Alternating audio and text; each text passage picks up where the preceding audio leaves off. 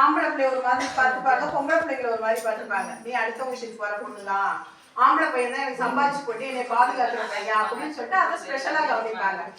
அது உண்மையிலேயே அப்படி செய்யக்கூடாது. என்ன, உண்மையிலேயே ஒரு தாய் பெண் பிள்ளைய தான் நல்ல விதமா நம்ம வளர்க்கணும். அதனாலதான் வளரில பருவத்திலேயே அந்த பிள்ளைங்களுக்கு சத்து மாத்திரை, ஊட்டச்சத்து உணவு அப்படிங்கிறது இல்லை, இரும்பு சத்து உள்ள காய்கறி, கீரை, பழங்கள் அதெல்லாம் கொடுக்கணும். எதுக்கு அப்படின்னு சொன்னா அவங்க தான் வருங்கால தாய்மார்கள். அப்ப அந்த பொண்ணை வந்து நம்ம சின்ன வயசுலயே அதெல்லாம் ப்ரிப்பேர் பண்ணி அதுக்கு தயாரா அந்த உடம்புல உள்ள எதிர்ப்பு சக்தி எல்லாம் இருந்தாதான் அந்த குழந்தை பிறக்கும் போது அதுக்கு வந்து பிரச்சனை இல்லாத இருக்கும்.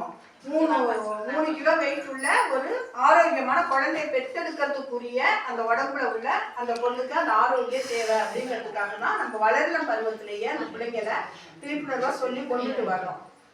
இப்போ ஆண்களுக்கெல்லாம் பிளட்டு வந்து போகுதுன்னா, வேஸ்டா போகுதுன்னா, ஒண்ணு என்ன அடிப்படும், ஏதாவது ஆக்சிடென்ட் அது வகையில தான் பிளட் போகும். ஆனால் லேடிஸ்க்கு அப்படி கிடையாது. இல்ல, மாசம் மாசம் அந்த பிள்ளைங்களுக்கு பிளட் போகும். மறுபடியும் குழந்தை பிறந்தா பிளட் வெளியாகும். அப்ப அதுக்குரிய நம்ம உடம்புல ஏற்றுற அளவுக்கு சத்து சேர்க்கணும். அப்படிங்கிறதுனால தான் வளரலம் பருவத்திலே பொம்பளை பிள்ளைங்களை நாம சொல்லி கொண்டு வர்றது. புரியுதுங்களா? ஒவ்வொரு தாயும் கன்சீவ் ஆகுறதுக்கு முன்னாடி 43 கிலோ வெயிட் இருக்கணும். எவ்வளவு இருக்கணும்? 43 கிலோ வெயிட் இருந்தாதான் அந்த பொம்பளை பிள்ளை வந்து கல்யாணம் ஆகி வந்தோட 3 வயசு 3 கிலோ வெயிட் உள்ள ஒரு ஆரோக்கியமான குழந்தையை பெற்று எடுக்கணும். அப்ப மாசமா இருக்கிறதுல இருந்து ஒவ்வொரு மாசமும் வெயிட் ஏறிட்டே இருக்கணும். 10 கிலோ வெயிட் ஏறணும்.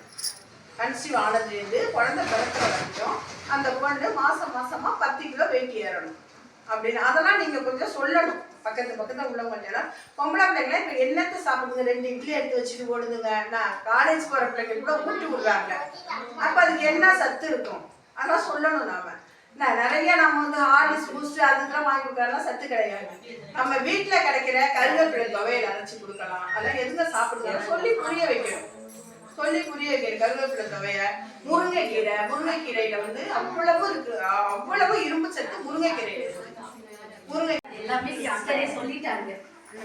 மெயின் ரீசன் என்னன்னு பாத்தீங்கன்னா, இந்த வருஷத்துல ஆகஸ்ட் மாசம் 1ஆம் தேதியிலிருந்து 7ஆம் தேதி வரைக்கும் தாய்ப்பால் வார தின விழா. இது உலக அளவுல எல்லா இடத்துலயும் கொண்டாடுறாங்க.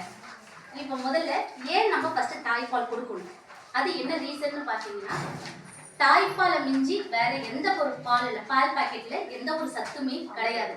இன்னும் சொல்ல போனா மாட்டுப்பால்ல கூட சத்து கிடையாது. ஓகேவா?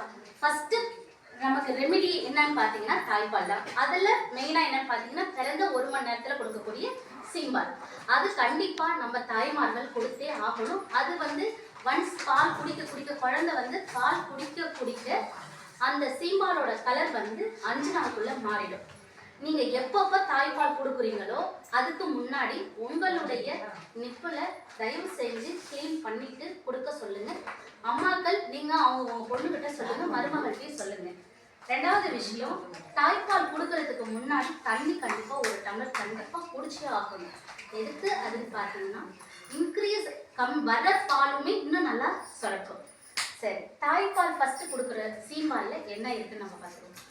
நம்ம அந்த தாய்ப்பால் கொடுக்கறதுனால குழந்தைக்கு மெயினா மூளை வளர்ச்சி இன்க்ரீஸ் ஆகும். மூளையோட வளர்ச்சி நல்லா வளரும்.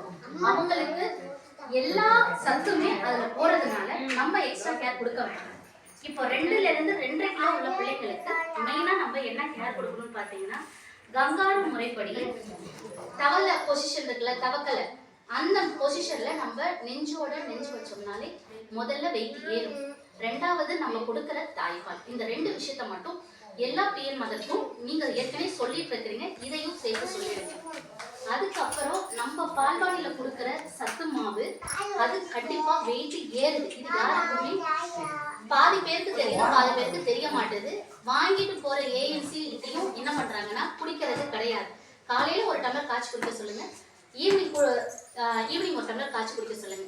நைட்டு அவங்க 7 மணிக்கு 8 மணிக்கு சாப்பிட்டுட்டு எப்படி இருந்தாலும் எம்டி ஸ்டொமக்ல தான் இருப்பாங்க. தூங்க போறப்ப 1/2 டம்ளர் கிளாஸ் கஞ்சி கட்டாயமா அவங்களை குடிக்க சொல்லுங்க. இந்த ஒரு விஷயம். 2வது, தாய்ப்பால் மிஞ்சினதுல வேற எந்த சக்தியுமே கிடையாது. குழந்தைக்கு தாய்ப்பால் கொடுக்கும் பொழுது உட்கார்ந்துட்டு தான் கொடுக்கணும். கொடுத்த உடனேயே பிள்ளைய தோல்ல போட்டு மறக்காம கட்டி கொடுக்க சொல்லுங்க. ஏப்பா வரும்னு நம்ம எதிர்பார்க்க கூடாது. சில குழந்தைங்க ஏப்பா விடுற சவுண்டு நமக்கு கேட்கும், சில குழந்தைங்களுக்கு கேட்காது. அப்ப நம்ம என்ன பண்ணணும்னா 10 நிமிஷம் இந்த பக்கம் கொடுத்தோம்னா அதே 10 நிமிஷம் கழிச்சு 10 நிமிஷம் தோல்ல தட்டி போட சொல்லுங்க. புள்ள குடிச்சுச்சான்றது நமக்கு தெரியாது. எப்படியா இருந்தாலும் ஒரு மார்பகத்துல 10 நிமிஷமாவது நம்ம பால் கொடுத்துதான் ஆகணும். கொடுத்து அதை வந்து தோல்ல தட்டி போட்டுருங்க. அதுக்கப்புறமா இந்த பக்கம் கொண்டு வாங்க. இந்த பக்கத்துல கொடுத்து தோல்ல தட்டி போடுங்க. தட்டி போட்டுட்டு உடனேவும் பிள்ளைய நம்ம பாயிலையோ வெட்டிலையோ படுக்க வைக்க கூடாது. எதுனா குடிச்ச பால் எல்லாமே அதோடைய தொண்டைக்குடியிலே தான் நிற்கும். அப்போ நம்ம என்ன பண்ணலாம், தட்டி கொடுத்துட்டு மடியில கண்டிப்பா போட்டு அதை தட்டி கொடுத்த பிறகுதான் இந்த 3 விஷயத்த அவங்க கட்டாயமா செய்யணும். தட்டி கொடுத்த பிறகுதான் பேபியை தூங்க வைக்கணும், குழந்தைய தூங்க வைக்கணும். இது நல்லா தெரிஞ்சுக்கோங்க. பக்கத்துலயும் சொல்லி கொடுங்க. மாசம் தர சத்து மாவை வேஸ்ட் பண்ணாம எல்லாருமே கண்டிப்பா குடிக்க சொல்லுங்க. எப்படி அவங்க மாசமா இருக்கும்போது 10 மாசம் அவங்க வந்து நல்ல கேர் எடுத்துக்கிட்டாங்களோ அதே மாதிரி குழந்தை வளர்ற வரைக்கும் அவங்க கண்டிப்பா அந்த சத்து மாவுல அவ்வளோ புரோட்டீன் இருக்கு, சிங்க் இருக்கு, இரும்பு சத்து இருக்கு. இவ்வளவு இருக்கும் பொழுது நம்ம ஏன் வெளியில போய் வாங்குவானே? இப்ப வெளியில எல்லாம் இந்த ரமணா சத்து மாவு, மன்னா ஹெல்த் மிக்ஸ் அதெல்லாம் பாக்குற ஒரு சில வீட்டுல பாக்குறேன். நான் இப்ப கேட்பேன், ஏன் பால்வாழ்ல உள்ள சத்து மாவுல சாப்பிடுறீங்க? எங்களுக்கு குடிச்சு போர் அடிச்சிருச்சுனாங்க. அப்போ மார்பக புற்றுநோய் வராமல் தடுக்கப்படுது. முக்கியமான பாயிண்ட். நீங்க தாய்ப்பால் தொடர்ந்து கொடுத்துட்டே இருக்கக்குள்ள என்னன்னா அடுத்த குழந்தை சீக்கிரமா உருவாகும் தடைபடுது. 2 3வது கர்ப்பப்பை புற்றுநோய்லாம் அதுவுமே தடுக்கப்படுது தாய்ப்பால் கொடுக்கறதுனால. அது கொடுக்காம இருக்கிறது அவங்களுக்கு மட்டும்தான் அந்த மாதிரி மார்பக பால் கட்டிக்கிட்டு மார்பக புற்றுநோய், கர்ப்பப்பை புற்றுநோய் எல்லாம் வருது.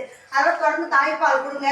மாட்டுப்பால்லாம் சத்துன்னு கொடுக்காதீங்க. அது கண்ணுக்குட்டிக்கு தான் அந்த செரிமான சக்தியை கொடுக்கும். நம்ம பிள்ளைங்களுக்கு அது ஜீரண சக்திலாம் இல்லாம பின்னாடி பார்த்தீங்கன்னாக்கா கிட்னி ஃபெயிலியர் எல்லாம் தூக்கிட்டு போறோம் ஹாஸ்பிட்டலுக்கு. அதெல்லாம் இல்லாம வந்து தாய்ப்பால் மட்டும் திறந்து கொடுங்க.